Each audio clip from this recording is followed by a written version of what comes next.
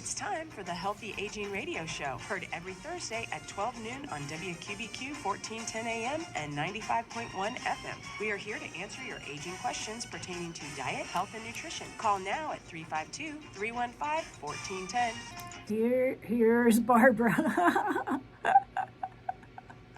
Here's Barbara. There I am. There you are. Oh my goodness. I turned on the wrong button. Oh, that's okay. Story of my life. That's okay. I'm good at pushing buttons. I ain't good at turning them.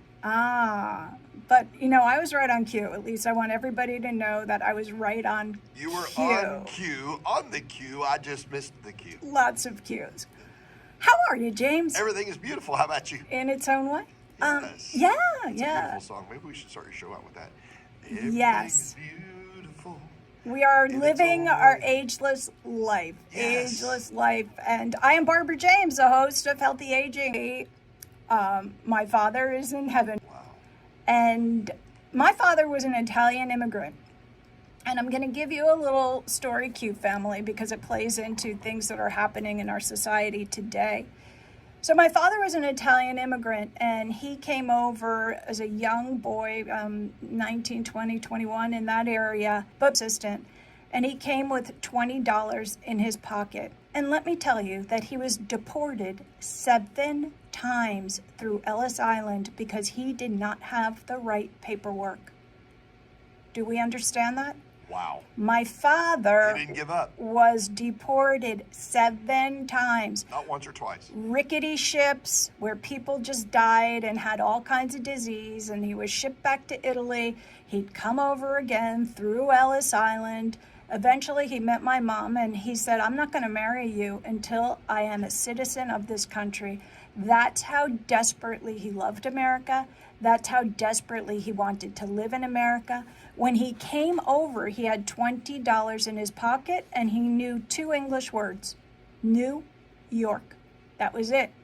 He landed in Virginia, and he ended up in New York, and he fought his way to stay in this country the right way, filling out the right paperwork, going through the right authorities, and he was proud to be an American citizen, but he did it the right way. He didn't inundate the country with some kind of entitlement. He did it the right way. He understood the value of living in America. And when I applied for college, my entire college entrance essay was about my father, because my father was a big advocate of education. He didn't have one. He had a one-room schoolhouse education, and he believed that education was the way to a better life. So I speak to each of you who want to go and maybe you never had an education. Go, get an education. Keep moving. We are living agelessly. God created these bodies so that we could live agelessly, so that we could keep moving forward. So it doesn't matter if you're 50, 60, 70, 80, 90, 100. If you want to go get an education, go and do it. So going back to school was not easy, but I will tell you that it was worth everything. And I'm going to read you the last couple of sentences of my college essay that I wrote to get into the University of Florida College of Medicine.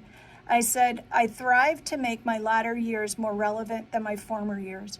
My father knew the value of an education, yet an education has no worth unless the plan to share it leads others to a better life. And that's why I've been doing what I'm doing for the last few years. It's to lead you, the Q family that I love, to a better life. It takes hours to plan these radio shows, and James could tell you it takes hours to edit a YouTube video and do those types of things. But I want each of you to live the best life that God gave you. This life is a privilege. Our bodies are His. We need to keep them in the best possible shape that we could. I never aspired to be a gerontologist.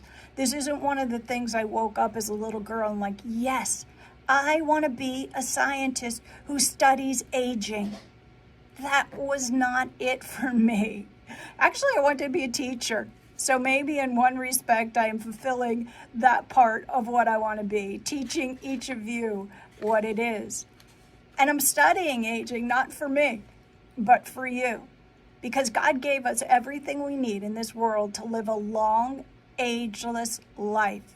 You don't think that the creator of the universe created these bodies to only last 60, 70, 80, 90 years? He wants us to last a long time. But we have to turn around our thinking so that we last a long time. I will tell you a couple of stories on what people are thinking about their bodies. So I spoke to a person who had a really serious gout attack. For those of you that have gout out there, it hurts. It's painful and it hurts, and it comes on out of nowhere. Then you don't expect it. So this person says to me about his gout attack, and I said, "Do you drink beer?" He goes, "Yeah." I said, "Get off the beer. Beer is the absolute worst drink for gout. Number one, top of the list. Beer will instigate the gout." And he looks at me and he goes, "I can't do that." Okay, well, then be in pain. That's your choice. You know that something, you might as well just keep poking yourself with a knife. It's like there's no difference between that. So sometimes the choices that we make, I spoke to a group, I do a lot of public speaking. If you need me to come to your group, your church, I just spoke to another church a couple of weeks ago. I speak on all types of things, brain health, I'll speak on nutrition, whatever the constituents want. But I want people to hear the truth about what is happening in our bodies. So I spoke with this diabetes group, and after it was over, there were about 50 or so people in the room. One of the young girls comes up to me. She goes, "I did everything that you told us to do, and I was able to get off all the medication." Diabetes, too, is from the foods that we eat. And she said, I turned to the lady next to me and I told her that I was able to get off all the medication because I changed my diet. I started to exercise. And this other woman looks at her. She goes, "I don't want to do that. I don't want to do that." She would rather take the insulin, check her sugar, go to the doctor, live on the edge. Because when you have diabetes, you guys know you're living on the edge, because every minute that body has to be regulated and stay in that homeostasis place, that place of balance. That's how God created us. And when we're out of balance, that's when sickness, disease, pain, all of that come in. Well, all of this is hard. It's hard to change our lifestyle. It's hard to change our thinking. Our brain is just holding on to all of those experiences, which we have talked about for the last 2 weeks. Some of you are holding on to anger. Some of you need to have an attitude change. And I'm preaching to myself here, Q family.